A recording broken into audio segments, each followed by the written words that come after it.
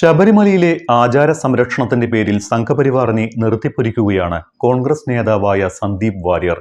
ശബരിമലയിൽ ആചാര സംരക്ഷണത്തിനോ ശബരിമല പ്രശ്നം ഭരണഘടനാപരമായി പരിഹരിക്കാനോ ബി.ജെ.പിക്കും സംഘപരിവാറിനും ഒരു താൽപ്പര്യവുമില്ല എന്നാണ് ഫേസ്ബുക്കിൽ പോസ്റ്റ് ചെയ്ത കുറിപ്പിൽ ബി.ജെ.പിയെ കടന്നാക്രമിച്ചുകൊണ്ട് സന്ദീപ് വാര്യർ പറയുന്നത്.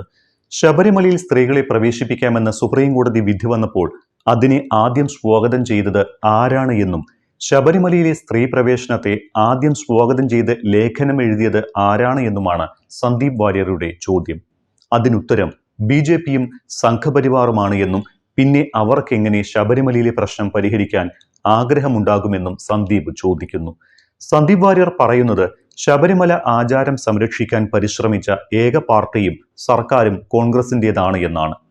സർക്കാരിന്റെ അയ്യപ്പ സംഗമം നടന്നതിന് തൊട്ടുപിന്നാലെ കഴിഞ്ഞ ദിവസം സംഘപരിവാറിന്റെ ഒരു അയ്യപ്പ വിശ്വാസി സംഗമം അവിടെ നടന്നിരുന്നു. ഇതിന് പിന്നാലെയാണ് സമൂഹ മാധ്യമത്തിലൂടെ സന്ദീപ് വാര്യർ ബി.ജെ.പിയെ കടന്നാക്രമിച്ചത്. അദ്ദേഹം പറയുന്നത് ഇതാണ്: 2019 ലോക്സഭാ തെരഞ്ഞെടുപ്പിൽ ബി.ജെ.പി ഒരു പ്രകടന പത്രിക പുറത്തിറക്കിയിരുന്നു. ശബരിമല പ്രശ്നത്തിൽ ഭരണഘടനാപരമായ പരിഹാരം കാണും എന്നതായിരുന്നു അത്. ആ തെരഞ്ഞെടുപ്പ് കഴിഞ്ഞു. ശബരിമലയിൽ സ്ത്രീകളെ പ്രവേശിപ്പിക്കണമെന്ന സുപ്രീം കോടതി വിധി വന്നു. വലിയ പ്രശ്നങ്ങളുണ്ടായി. അടുത്ത തെരഞ്ഞെടുപ്പ് വന്നു. പക്ഷേ ശബരിമലയിലെ പ്രശ്നങ്ങളിൽ മാത്രം ഒരു പരിഹാരവും ഉണ്ടായില്ല.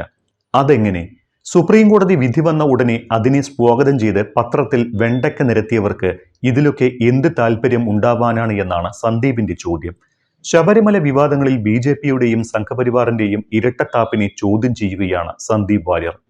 സംഗതി ശരിയാണ്. കാലം ഒരൽപ്പം പുറകിലേക്ക് സഞ്ചരിക്കണം. ശബരിമല സ്ത്രീ പ്രവേശന വിഷയം ഇത്ര കണ്ട് ഗൗരവപ്പെട്ടിട്ടില്ലാത്ത കാലം. വർഷം 1999 അന്ന് മാതൃഭൂമി പത്രത്തിൽ ഒ രാജഗോപാൽ എഴുതിയ ലേഖനം യുവതീ പ്രവേശനത്തെ അനുകൂലിക്കുന്നതായിരുന്നു.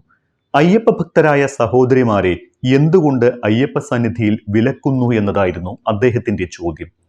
വർഷങ്ങൾക്കിപ്പുറം ഇതേ ലേഖനം 2018 യുവതീ പ്രവേശന വിവാദം കൊടുമ്പിരി കൊണ്ട് നിൽക്കുന്ന സമയത്ത് അന്നത്തെ ദേവസ്വം മന്ത്രി കടകംപള്ളി സുരേന്ദ്രൻ നിയമസഭയിൽ അത് വായിക്കുമ്പോൾ അതേ രാജഗോപാൽ അന്ന് MLA ആയി നിയമസഭയിൽ ഇരിക്കുന്നുണ്ടായിരുന്നു. അദ്ദേഹം തലകുലുക്കി ചിരിക്കുകയും ചെയ്തു.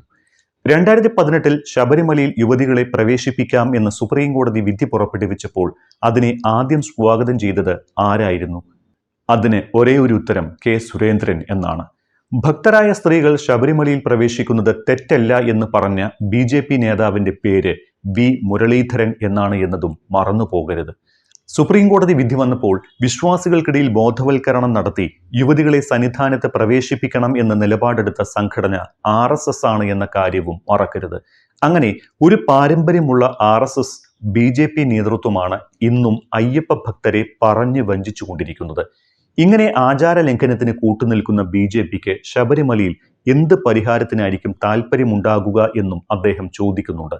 ശബരിമല എന്നത് CPM-നും ബി.ജെ.പിക്കും പൊളിറ്റിക്കൽ ടൂൾ മാത്രമാണ് എന്നാണ് സന്ദീപ് വാര്യർ പറയുന്നത്.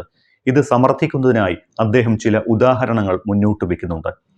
ശബരിമലയിൽ ആചാര സംരക്ഷണത്തിന് വേണ്ടി കൃത്യമായ നിലപാടെടുത്ത ഏക പാർട്ടിയും സർക്കാരും കോൺഗ്രസിൻ്റെതായിരുന്നുവെന്ന് സന്ദീപ് ബി.ജെ.പിയെയും CPM-നെയും ഓർമ്മിപ്പിക്കുന്നു. ക്രൈസ്തവ വിശ്വാസിയായിരുന്ന ഉമ്മൻചാണ്ടിയാണ് ശബരിമലയിലെ ആചാരം സംരക്ഷിക്കണമെന്ന് സുപ്രീം കോടതിയിൽ സത്യവാങ്മൂലം നൽകിയത്. ആ സത്യവാങ്മൂലം തിരുത്തി യുവതികളെ പ്രവേശിപ്പിക്കണമെന്ന നിലപാടെടുത്ത് സത്യവാങ്മൂലം നൽകിയത് പിണറായി വിജയൻ സർക്കാരാണ്. അതിന്റെ ചുവട് പിടിച്ചാണ് ശബരിമലയിൽ സ്ത്രീകളെ പ്രവേശിപ്പിക്കണമെന്ന് സുപ്രീം കോടതി പോലും പറഞ്ഞത്. ഉമ്മൻചാണ്ടി ശബരിമലയിൽ ആചാര സംരക്ഷണത്തിന് വേണ്ടി വാദിക്കുന്ന സമയം യുവതീ പ്രവേശനം അനുവദിക്കണം എന്ന നിലപാടെടുത്ത ഇന്ന് അയ്യപ്പ ഭക്തരുടെ വികാരം വിറ്റ് കാശാക്കുന്ന ഇരട്ടത്താപ്പിന്റെ പേരാണ് സംഘപരിവാർ എന്നുകൂടി അദ്ദേഹം ചൂണ്ടിക്കാട്ടുന്നു. ശബരിമല പ്രശ്നത്തിന് പരിഹാരം കാണുമെന്ന് ബി.ജെ.പി വാക്കു പറഞ്ഞു. എന്നിട്ടോ പത്തനംതിട്ടയിൽ വന്ന് നരേന്ദ്രമോദി ഗുജറാത്തി ഭാഷയിൽ ശരണം വിളിച്ചിട്ട് പോയി. എന്നിട്ട് വല്ല മാറ്റവും ഉണ്ടായോ എന്ന് സന്ദീപ് ചോദിക്കുന്നു. ഒരു ശരണം വിളിച്ചാൽ എല്ലാമായെന്ന് വിഡ്ഢികളായ അണികളെ പറഞ്ഞു വിശ്വസിപ്പിക്കാൻ ബി.ജെ.പിക്ക് സാധിക്കും. പക്ഷേ യഥാർത്ഥ വിശ്വാസികളെ അതിന് കിട്ടില്ലല്ലോ. യുവതീ പ്രവേശനം എന്ന സുപ്രീം കോടതി വിധി വന്ന ഉടനെ അതിനെ സ്വാഗതം ചെയ്ത് ജന്മഭൂമി പത്രത്തിൽ വെണ്ടയ്ക്ക നിരത്തിയത് കെ സുരേന്ദ്രനല്ലേ? പിന്നീട് ഭക്തരുടെ വികാരം എതിരാണ് എന്ന് തിരിച്ചറിഞ്ഞപ്പോൾ തന്ത്രപൂർവ്വം നിലപാട് മാറ്റുകയല്ലേ അദ്ദേഹം ചെയ്തത്? അങ്ങനെയുള്ള സംഘപരിവാറിന് ശബരിമല പ്രശ്നം പരിഹരിക്കണമെന്ന് എങ്ങനെ താല്പര്യമുണ്ടാകാനാണ് എന്നുകൂടി സന്ദീപ് വാര്യർ ചോദിക്കുന്നു.